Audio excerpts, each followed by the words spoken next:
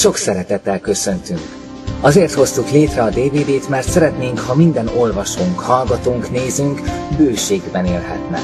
Biztos lehetsz benne, hogy az előadások megtekintése és a meditáció meghallgatása után életedet sokkal bőségesebbnek és gazdagabbnak látod majd. A DVD felvételei 2012. március 31-én a Bőségteremtő napon készültek Berettyóújfaluban. A DVD felvételei megnézheted Gáspár Katalin előadását, Kassai Csilla motivációs workshopját, Molnár Vilmos abbát különleges rónákról szóló prezentációját, Szalai Gergely érdekes kutatásáról is értesülhetsz, valamint a neves gyógyító Rózsa Völgyiné Győri Mária bőségvonzásáról szóló szavait is meghallgathatod. Az előadás záró rezgésszint emelő meditáció Újfalusi Márta látóvezetésében visz bennünket mélyebb szintre, mely után egy gazdagabb, bőségesebb életet tudhatsz magadénak. Kellemes időtöltést és egy bőségesebb életet kívánunk!